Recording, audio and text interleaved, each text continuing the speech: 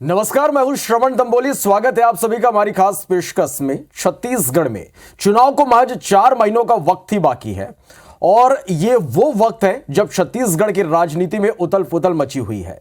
मान सकते हैं कि सियासी पिच तैयार है और अब रणनीति बनाने और उन्हें एग्जीक्यूट करने का वक्त है। स्पेशल रिपोर्ट में आज का सवाल, छत्तीसगढ़ की चुनावी बिसात, किसकी शाह किसकी मात।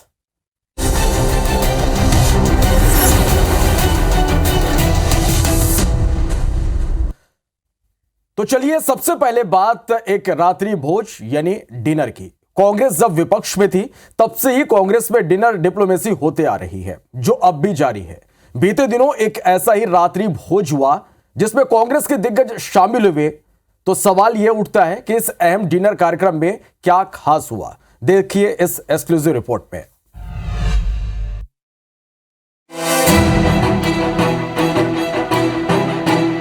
B5/10 शंकर नगर ये आवास मंत्री मोहम्मद अकबर का है, जहां बीते दिनों छत्तीसगढ़ कांग्रेस के दिग्गजों का जमावड़ा लगा। मंत्री मोहम्मद अकबर के घर रात्रि भोज यानी डिनर का आयोजन किया गया था, जिसमें सत्ता और कांग्रेस संगठन के पदाधिकारियों ने शिरकत की।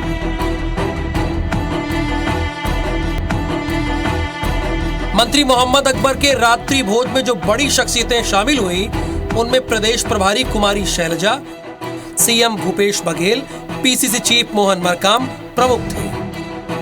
बहरहाल कुल 3 घंटे तक डिनर चला, लेकिन इस दौरान क्या बात हुई, इस पर कांग्रेस नेताओं ने कुछ भी खुलकर बोलने से बचते नजर आए। चाहे हमारा कार्यकर्ता हो, हम उसके घर भी चले जाते हैं। नेता हो, मंत्री हो, मुख्यमंत्री हो, उनके पास भी चले जाते हैं। सब बैठ जाते हैं। मौका होना चाहिए ना, चाय वगैरह खाना पीना तो चर्चा का समय होता है। खाना तो सब खा ही लेते हैं, लेकिन अच्छा लगता है, अच्छे माहौल में बैठते हैं, बातचीत करते हैं। अकबर भाई ने शैलजा जी को रात्रि भोज में आमंत्रित किया था। उसमें साथ महंत जी और सत्यनारायण शर्मा जी, धनेश साहू जी और सी ढेरिया जी उपस्थित थे, मोहन मरकाम जी भी। और आगे अभी बस्तर संभाग का जो सम्मेलन हुआ है, आगे किस प्रकार से सम्मेलन को आगे बढ़ाना है और जिला स्तर पे कैसे, विधानसभा के स्तर पे कैसे ले जाना है, इसके बारे में चर्चा हुई। हम कार्यकर्ताओं के पास भी, साथ भी, और हमारे नेताओं के पास भी हम बैठेंगे। हम सरकार की बातें, संगठन की बातें और आने वाले भविष्य की रणनीतियों पे चर्चा करते हैं। तो इसी बहाने सभी मिलके जो बातें आती हैं उनको हम लोग उस पर हम लोग काम करते हैं। तो सुना आपने, किसी भी कांग्रेस नेता ने डिनर पर क्या डायलॉग हुआ, इस पर कोई टिप्पणी नहीं की।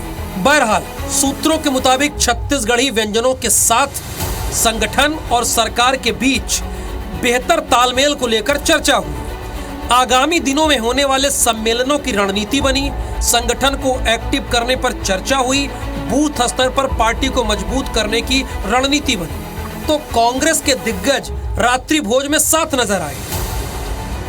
चुनाव को लेकर चर्चा हुई, इस पर बीजेपी को कांग्रेस पर तंज कसने का मौका मिल गया। कोई ये डिनर पॉलिटिक्स नहीं है, ये तो कांग्रेस के नेता एक दूसरे को खुश करने में लगे। ये कोई डिनर पॉलिटिक्स नहीं है, ये तो एक दूसरे को बेवकूफ़ बनाने की पॉलिटिक्स है। ये जो कि मंत्रियों के यहाँ डिनर, मंत्रियों के यहाँ बैठक करना, हम लोग पहले से इस बात को बोल रहे हैं, कांग्रेस अंतर कला से जूझ रही है। ये जो मीटिंग करने के जो दौर बना रही है कि मंत्रियों के यहाँ बैठक करें, डिनर करें, अब हाथ से निकल गई है। कुछ कांग्रेस को इससे होने वाला नहीं है। वैसे छत्तीसगढ़ की कांग्रेसी सियासत में डिनर डिप्लोमेसी नई नहीं है। कांग्रेस जब विपक्ष में थी तब रात्रि भोज के आयोजन की शुरुआत तत्कालीन छत्तीसगढ़ के कांग्रेस प्रभारी पीएल पुनिया ने की थी। मंत्री मोहम्मद अकबर के घर पर हुए डिनर के पहले वरिष्ठ मंत्री टीएस सिंहदेव के घर पर भी कांग्रेस के दिग्गज डिनर में साथ नजर आए थे। कहा जा सकता है कि कांग्रेस के दिग्गज डिनर के टेबल पर सियासी मसलों का हल ढूंढने की कवायद कर रहे हैं। सौरभ सिंह परिहार, IBC24 रायपुर। तो कांग्रेस के नेता डाइनिंग टेबल पर छत्तीसगढ़ी व्यंजनों के साथ छत्तीसगढ़ की राजनीति को डिस्कस करते नजर आए। बात अब बीजेपी की कर लेते हैं। बीजेपी में लगातार नए चेहरों की एंट्री हो रही है। तो सवाल अब यह पैदा होता है कि नए चेहरों से बीजेपी को कितना फायदा होगा और बीजेपी के लिए नए चेहरे कौन सी मुश्किल पैदा कर सकते हैं। देखिए रिपोर्ट।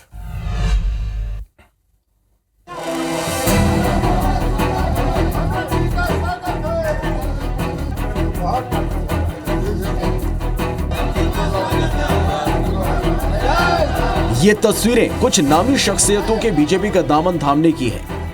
गुरुवार के दिन बीजेपी के कुनबे में नए मेहमानों का आगमन हुआ। पद्मश्री अनुज शर्मा, पंथी नृतक पद्मश्री डॉक्टर राधेश्याम बारले, स्वामी आत्माराम वार्ड से निर्दलीय पार्षद अमर बंसल और पूर्व आईएएस राजपाल त्यागी बीजेपी के सदस्य बन गए। बीजेपी अपने परिवार में नए और पुराने साथियों को शामिल कर रही है और यह सिलसिला 1 साल से जारी है। साल भर पहले महासमुंद के पूर्व विधायक डॉक्टर विमल चोपड़ा, बसना के समाज सेवी संपत अग्रवाल, आरंग क्षेत्र के सक्रिय कार्यकर्ता और जनपद सदस्य वेदराम मनहरे ने अपने सैकड़ों समर्थक और साथियों के साथ भाजपा में प्रवेश किया था। और बात साइड इफेक्ट की करें तो लोग बीजेपी में शामिल हो रहे हैं। वो सभी नेता विधानसभा चुनाव लड़ने की इच्छुक हैं। ऐसे में अब ये अपने अपने क्षेत्र से टिकट की दावेदारी भी करेंगे, तो निश्चित रूप से भारतीय जनता पार्टी के पुराने दावेदारों के सामने प्रतिस्पर्धा होगी। ऐसे में भाजपा के पुराने कार्यकर्ताओं और इनमें टकराव होना निश्चित है। पिछले विधानसभा चुनाव के समय अनुज शर्मा ने भाटापारा से टिकट की दावेदारी की थी। वहीं अमर बंसल ने रायपुर पश्चिम से भाजपा के उम्मीदवार राजेश मुड़त के विरोध में काम किया था। इसी तरह संपत अग्रवाल और डॉक्टर विमल चोपड़ा भी पिछली बार पार्टी से टिकट की कोशिश में थे, लेकिन टकराव की बात से बीजेपी के वरिष्ठ नेता इत्तेफाक नहीं रखते। देखिए, भारतीय जनता पार्टी के मजबूती के लिए, छत्तीसगढ़ की तरक्की के लिए, छत्तीसगढ़ के विकास के लिए ये भारतीय जनता पार्टी में शामिल हुए हैं। निश्चित रूप से उनकी योग्यता, उनकी क्षमता का पार्टी उपयोग करेगी। नहीं, ना गुटबाजी बढ़ेगी, ना दावेदारी बढ़ेगी। भारतीय जनता पार्टी की ताकत बढ़ेगी इससे। और जो हमारी पार्टी में लोग आ रहे हैं वो समाज के प्रतिष्ठित लोग आ रहे हैं। वहीं दूसरी तरफ गुरुवार को शामिल हुए नए चेहरे खुलकर तो टिकट की बात पर कुछ भी नहीं कह रहे, लेकिन बातों से उनकी महत्वाकांक्षा का पता चल ही जाता है। देखिए, मैं किसी कमिटमेंट के लिए नहीं, मैं पार्टी के आम कार्यकर्ता के नाते पार्टी में आया हूं और मैंने ये तय किया है पार्टी जो जवाबदारी देगी मैं उसे अपनी पूरी ताकत से निभाने की कोशिश करूंगा। और रहा सवाल पार्टी में आने का, तो मैं बहुत पहले से भारतीय जनता पार्टी के उम्मीदवारों के लिए प्रचार का काम करता आया हूँ। भारत का जहाँ निर्माण करना है, भारतीय जनता पार्टी सर्वोच्च पद पे आती है। यहाँ पार्षद से प्रधानमंत्री तक सबने भारत का निर्माण के बारे में सोचा है। इसी को प्रभावित होकर के मैं विधिवत रूप से आज किया हूँ और पूरा रात और दिन एक कर दूंगा। और पूरे मामले में कांग्रेस का क्या कहना है, ये भी सुन लीजिए। भाजपा का आंतरिक मामला है, इसमें हमें बहुत ज़्यादा कुछ कहना नहीं है, लेकिन जहाँ जहाँ से जितने लोगों को लेके आएंगे, गुटबाजी हर कोई पार्टियों गुटबाजी बढ़ती है। कुल मिलाकर हकीकत यही है कि भले ही बीजेपी खुद को मजबूत करने के लिए परिवार को बढ़ा रही है, लेकिन टिकट वितरण के वक्त कुनबे में कलह का होने की पूरी संभावना है। जैसे जैसे चुनाव की तारीख नजदीक आती जा रही है, वैसे वैसे राजनीतिक महत्वाकांक्षी लोगों का राजनीतिक पार्टियों में आने जाने का सिलसिला भी शुरू हो चुका है। राजनीतिक पार्टियां भी ऐसे लोगों का थाली सजाकर इंतजार कर रही है। अब ये तो आने वाला वक्त ही बताएगा इससे किस पार्टी को कितना फायदा होता है। कैमरामैन संजू सिन्हा के साथ राजेश मिश्रा, IBC 24 रायपुर। तो चलिए, बात कांग्रेस के डिनर डिप्लोमेसी और बीजेपी के बढ़ते कुनबे की हो गई। अब बात उस इलाके की जिस पर कांग्रेस और बीजेपी की नजरें गड़ी हैं। इस इलाके को जीतने के लिए कांग्रेस और बीजेपी एड़ी चोटी का जोर लगा रहे हैं। कौन सा है आखिर वो इलाका, देखिए इस रिपोर्ट में। चुनावी साल, सियासी हलचल, राजनीतिक चाल, कौन करेगा कमाल।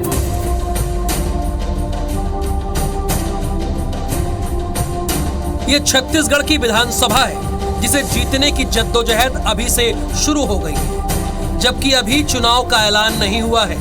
छत्तीसगढ़ में मुख्य मुकाबला सत्तारूढ़ कांग्रेस और भारतीय जनता पार्टी के बीच है। और यहां ये जान लेना जरूरी है कि छत्तीसगढ़ का एक खास इलाका है जहां से सरकार बनाने का रास्ता गुजरता है। इस इलाके का नाम है बस्तर। बस्तर में अबूझमाड़ है, और हर चुनाव में सभी राजनीतिक दल बस्तर को बूझने यानी साधने की कवायद में वक्त से पहले ही जुट जाते हैं। अहम बात यह है कि बीते 5 सालों में जिस तरह आदिवासी समाज की नाराजगी सामने आई है वो कांग्रेस की सबसे बड़ी चुनौती है। मेरे को तो दोनों ही, चाहे केंद्र सरकार हो चाहे प्रदेश की सरकार हो, उतना ज़्यादा मेरे काम से प्रभावित नहीं, क्योंकि हम लोगों ने जो लगातार जो मांगे रखी थी और हमने पिछली सरकार कांग्रेस सरकार में पूरी छत्तीसगढ़ में कांग्रेस सरकार का समर्थन किया, लेकिन जो हमारी जो मांग थी वो मांग यथावत है, मांग पूरा नहीं हुआ है। बात कांग्रेस की करें तो प्रियंका गांधी वाड्रा के बाद बस्तर में आयोजित संभाग स्तरीय कार्यकर्ता सम्मेलन में पदाधिकारियों को जीत का मंत्र देने कांग्रेस के बड़े नेता पहुंचे थे। यानी कांग्रेस का पूरा फोकस बस्तर पर है और वो पिछले चुनाव के नतीजों को दोहराने की कोशिश में है। पिछले चुनाव में 2018 में बस्तर के नतीजे 12 विधानसभा सीटों में 11 सीटों पर कांग्रेस ने किया कब्जा। दंतेवाड़ा उपचुनाव में कांग्रेस को जीत हासिल हुई। यानी अभी कांग्रेस के पास बस्तर की 12 में से 12 सीटें हैं और पिछले चुनाव के नतीजों को देखते हुए कांग्रेस का आत्मविश्वास हाई है। चाहे बस्तर हो, यहाँ के हमारे सभी नागरिक किसी भी जाति के हों, चाहे हमारे आदिवासी साथी हैं या दूसरे जो भी हैं, सबके लिए काम किया और हमारी सरकार जिस तरह से कार्य कर रही है, लोगों का विश्वास कांग्रेस पार्टी में है। बात बीजेपी की करें तो पिछले चुनाव में भारतीय जनता पार्टी बस्तर में पूरी तरह से हारी थी और यही वजह है कि चुनाव के कई महीनों पहले से ही बीजेपी बस्तर में सक्रिय हो गई है। प्रदेश प्रभारी ओम माथुर बस्तर की हर विधानसभा का दौरा कर रहे हैं, जिला स्तर के पदाधिकारियों की बैठक ले रहे हैं। 5 सालों में निराश हो चुके कार्यकर्ताओं को उत्साह भरने की ये कोशिश कर रहे हैं। में छोटी छोटी बैठकें लेके विधानसभा की कोर कमेटी, जिले की कोर कमेटी, प्रदेश की कोर कमेटी, फिर विधानसभा के प्रभारी, शक्ति केंद्र के संयोजक, इन सबको बैठक लेकर के चुनाव की व्यूह रचना कैसे बनाना, चुनाव कैसे जीते जाना, नीचे तक क्या क्या व्यवस्था करना, उसका अभी से 4 महीने पहले से बता रहा हूँ। और अब बस्तर के लिए कांग्रेस बीजेपी की रणनीति को समझ लीजिए। बीजेपी इस बार धर्मांतरण, नक्सलवाद, भ्रष्टाचार पर फोकस है। युवाओं को पार्टी से जोड़ने की कवायद है। केंद्र के निर्देश पर चल रही है छत्तीसगढ़ बीजेपी। वहीं दूसरी तरफ कांग्रेस अपने 5 साल के कार्यकाल और सीएम भूपेश के चेहरे के भरोसे बस्तर को साधने की कोशिश में है। कुल मिलाकर देखना दिलचस्प होगा कि बस्तर को कौन बस में करता है।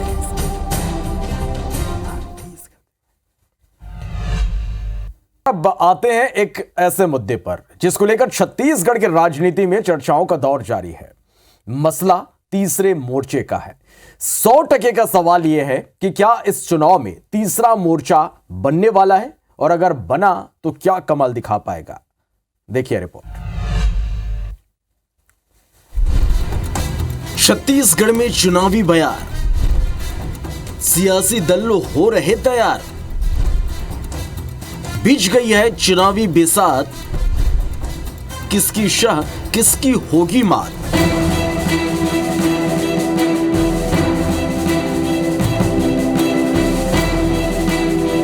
छत्तीसगढ़ में महज 4 महीने बाद विधानसभा चुनाव होने वाले हैं और ये 4 महीने राजनीतिक दलों के लिहाज से बेहद अहम है। ये वो वक्त है जब राजनीति में समीकरण तेजी से बदलते हैं और ऐसा छत्तीसगढ़ में भी होने की पूरी संभावना है। हम ऐसा इसलिए कह रहे हैं क्योंकि तीसरी मोर्चा भी तैयार हो सकता है जो चुनावी मुकाबले को त्रिकोणी बना देगा। अब तक छत्तीसगढ़ की राजनीति में तीसरे मोर्चे की मौजूदगी से कोई खास फर्क नहीं पड़ रहा है, लेकिन इस बार बात कुछ और है। दरअसल सर्व आदिवासी समाज चुनावी मैदान में है। ईसाई समाज भी चुनाव लड़ने वाला है। आदिवासी ईसाई समाज का बीएसपी से गठबंधन हो सकता है और जिसकी चर्चा शुरू हो गई है। हालांकि बसपा फिलहाल सभी 90 सीटों पर चुनाव लड़ने की तैयारी कर रही है। अभी कोई गठबंधन वगैरह की बात नहीं चल रही है। जैसा कि मीडिया के माध्यम से पता चल रहा है कि सर्व आदिवासी समाज भी चुनाव लड़ने की तैयारी कर रहा है।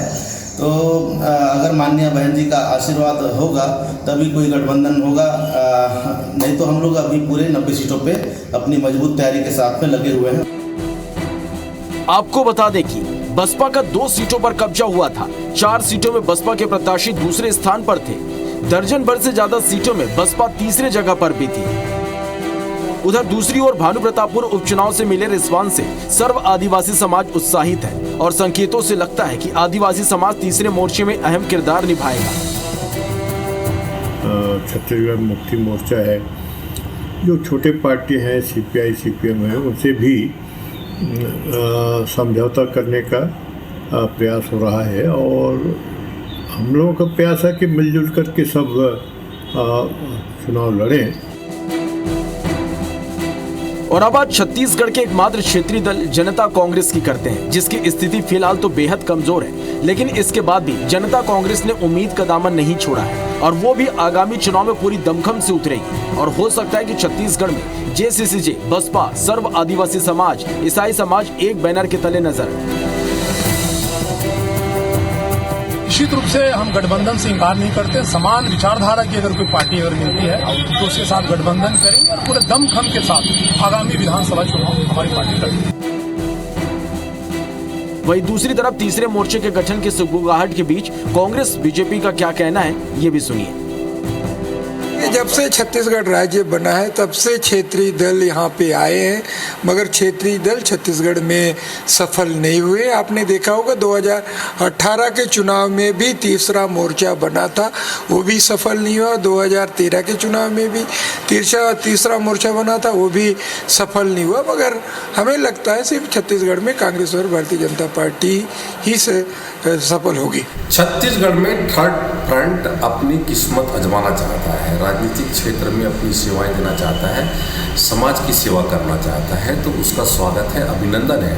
थर्ड फ्रंट ही क्यों, फोर्थ फ्रंट जितने लोग भी चुनाव में लड़ने की इच्छा रखते हैं, वो अपने राजनीतिक में भविष्य आजमाना चाहते हैं, तो उनका स्वागत करना चाहिए, चाहे कोई भी दल हो।